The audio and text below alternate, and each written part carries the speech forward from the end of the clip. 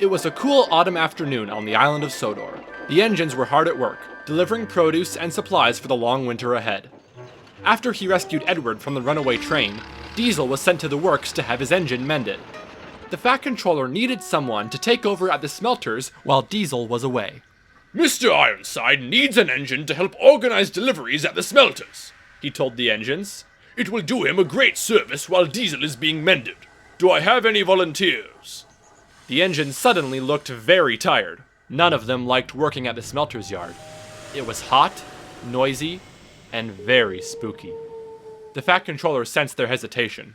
I know the scrapyards are a bit unnerving, and that Mr. Ironside is a bit of a character, but rest assured you will be safe and sound. I have a meeting with him tonight, so I'll be nearby in the office the whole time.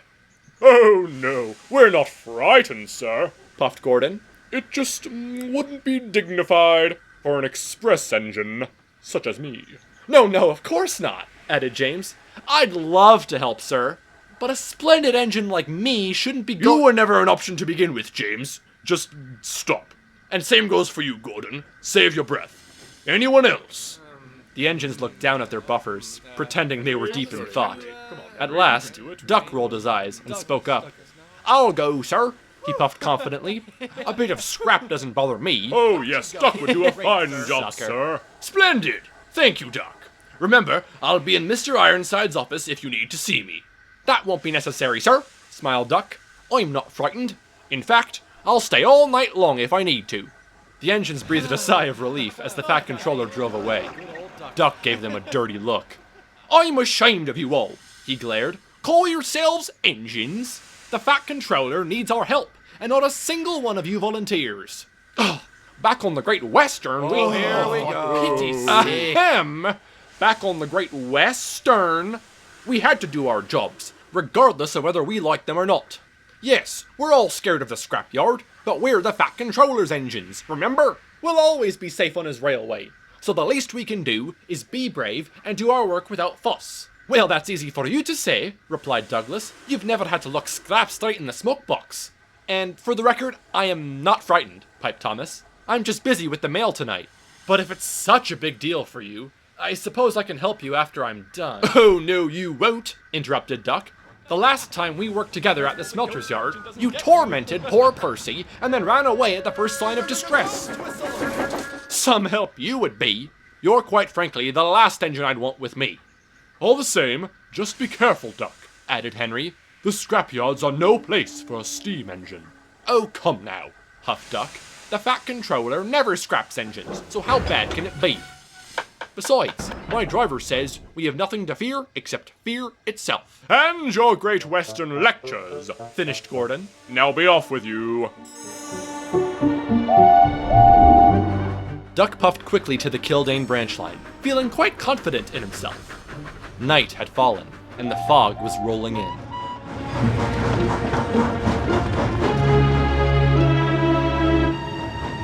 He reached the smelter's yard in no time.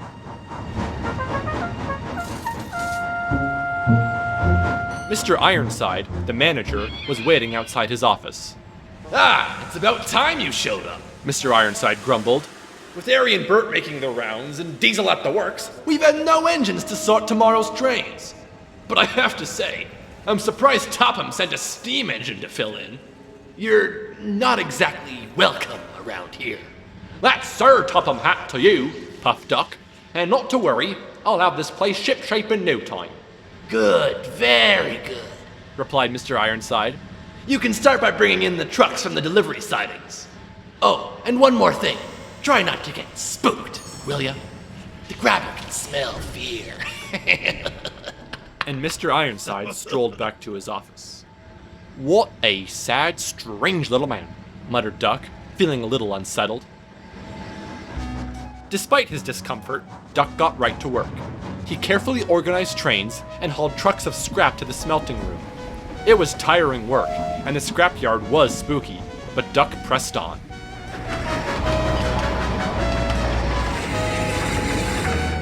The sooner I finish, the sooner I can leave, he thought to himself.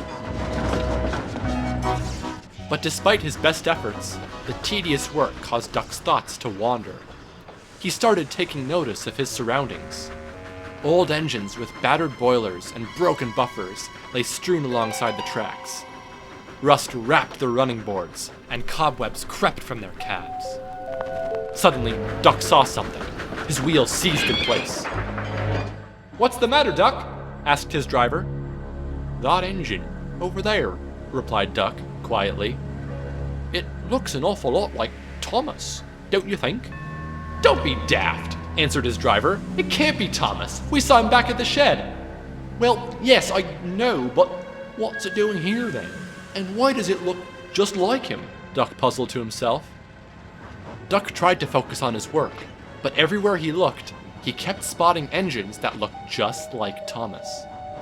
"There's another one," he murmured. "And there. And there. And... oh, the special coach. Good riddance. Oh, there it is again!" Duck's driver noticed he was moving slower and slower.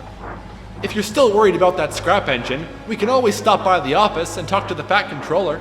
"No," Duck replied quickly. "It's fine. I'm fine. It's probably nothing. The heat's getting to my smoke box." And he puffed quickly back to the sidings.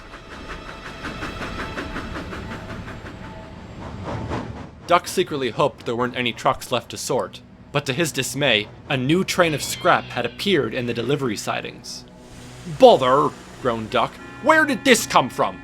This train will take ages to organize." The train had a goods van, an old tanker, a pile of twisted scrap, and... "Oh no, no, no, no," Duck shuddered. "There it is again, the tank engine, the one that looks like Thomas." Hello? Is anyone there? Would you mind telling me where you got this train of scrap? Hello? Show yourself. Hello?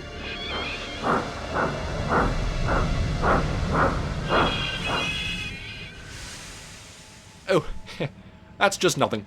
Boo. Hello, Montague. Nice of you to stop by.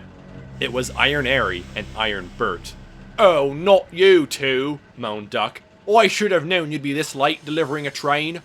What? You got a problem with us doing our jobs, do you? Hissed Bert. "As a matter of fact, I do," Duck puffed, as bravely as he could. "That engine on the flatbed. Where did you get that?" Airy grinned at his twin. Oh, that! You know who that is. Well, that's your little old friend, Tommy the Tank, of course. We were just out doing our little rounds, and what do we find but a little blue puffer, a little too far from home. You know what happens to steamers that come down our branch line, don't you? We make an example of them.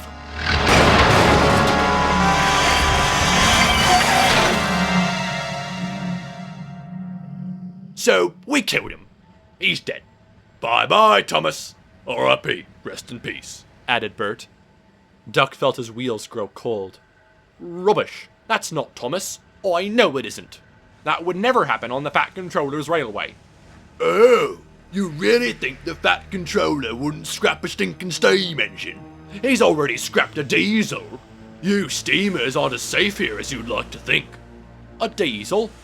What are you on about?" Your old chum, Devious Diesel, of course. You really thought he was coming back from the works, did ya? Nah, he blew out his engine, saving that blue puffball Edward. Pity, really. He owes me 5 tanks of oil. But hey, what are you gonna do? Bye-bye, Diesel. R.I.P. Rest in peace. "Diesel's gone?" Duck whispered. No. I don't believe you. Not one bit. The Fat Controller never scraps engines." Oh, he doesn't, does he? Jeered Airy. Then why, pray tell, are we here? In a scrapyard? On the magical island of Sodor? Makes you think, doesn't it? Duck swallowed hard. "Where is Sir Topham Hatt anyway? Is he still here?" Oh, you want to go cry to your Fat Controller now or something? Oh, boo! I'm a skinny little steamy. Oh, what am I gonna do? Yeah, he's in the office, snickered Bert. I wouldn't bother talking to him, though. It would be such a shame if something happened to Percy tonight. I think he'd go well with his best friend, Thomas. Duck winced. You leave Percy alone. Then keep your steam hose shut! And don't tell us how to do our jobs! Now get lost! Duck hurried back to the office. Mr. Ironside and Sir Topham Hatt were there waiting for him. You've done a splendid job, Duck, Smiled Sir Topham Hatt. The yards have never looked better. I am very proud of you. Yeah, not bad for a steam engine, Smirked Mr. Ironside.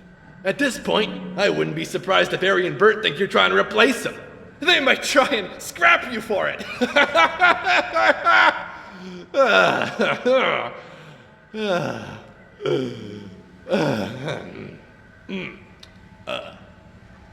You are many things, Mr. Ironside, but a comedian you are not.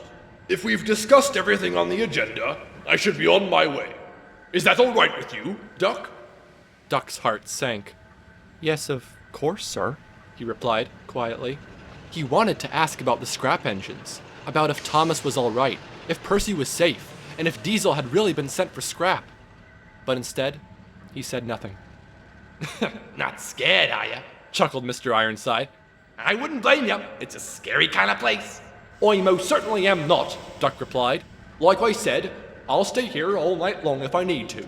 Oh, excellent. In that case, you wouldn't mind sorting through the storage room in the West Wing, would ya? Grinned Mr. Ironside. Our stock has been piling up in there. Haven't had a chance to go through it. Would you mind? Yes, of course, Duck answered. The storage room, you said? Yeah, the storage room. It's where we keep the bodies. I mean the remains. Well, you'll see soon enough. Start by loading up the stock in the very back and work your way to the front. There should be some empty trucks back there. We use the stained ones for that job. Duck puffed wearily to the West Wing, trying not to imagine what horrors awaited him inside. As he puffed through the entrance, he saw the engine that Harry and Bert had just delivered.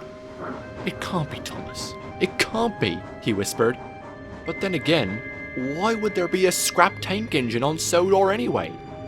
Then he saw something else. Is that City of Truro? No, it couldn't be. He went home after his visit. Didn't he? Is that Gordon? And Douglas too? Oh my, oh dear. What's going on? Why are there so many engines here? His driver was worried too. These can't be engines from our railway. It's probably just those two nasty diesels playing tricks. But Harry and Bert were nowhere to be seen. Duck's wheels felt weak. Everywhere he looked, he saw more engines he recognized. Some engines were still whole, some had fallen apart, and some looked like they had been ripped to shreds. Sir Topham Hatt never scraps engines. But what lay at the end of the line was worst of all.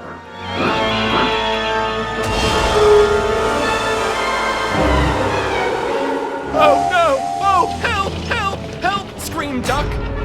His driver threw the controls in reverse, and Duck puffed away as fast as he could. Duck raced around the West Wing, past the office, and out the front entrance.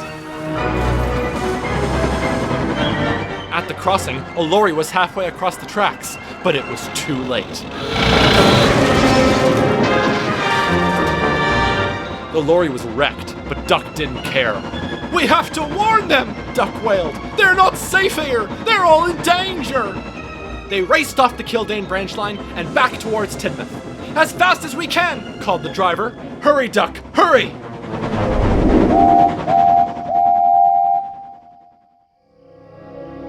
At Tidmouth Sheds, the other engines were sound asleep, but not for long. Oh, back so soon, Duck, chuckled Gordon. But he stopped laughing when he saw Duck's face. What's wrong, Duck? Asked James. You look terrible. Oh, thank goodness you're all here, panted Duck. Where's Percy? There you are. Oh, and Gordon, and Douglas. Oh, thank goodness. Yes, we're all here. Just tell us what happened, cried Emily. Duck could hardly speak.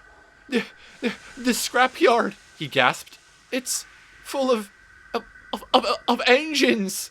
Well, yes, replied Douglas. What were you expecting? No, panted Duck. You don't understand. It wasn't just broken trucks and old engine parts. There were entire engines, and they looked just like us.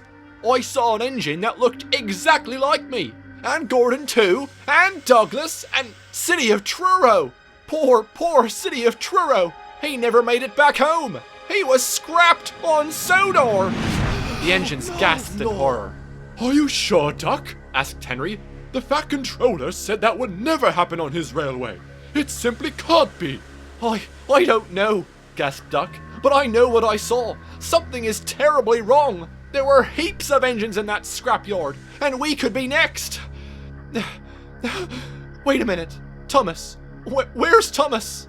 He went out to take the mail, replied Emily. And he said he was going to help you at the smelters after he was done. Oh no, it's too late, Duck sobbed. They got him, Harry and Bert. They got Thomas. He's gone too. What on earth is going on? Cried James. We've got to ask the Fat Controller. Well, here he is, answered a voice. The engines jumped. Duck, what are you doing here? He boomed. I've had several calls saying you've been racing down the main line, backwards, and that a lorry driver has been terribly injured. What are you playing at? Duck looked at his buffers, sheepishly. Well, sir, to be honest, it's rather silly. No, it's not, cut in Emily. It doesn't sound like it's silly at all. Duck took a deep breath.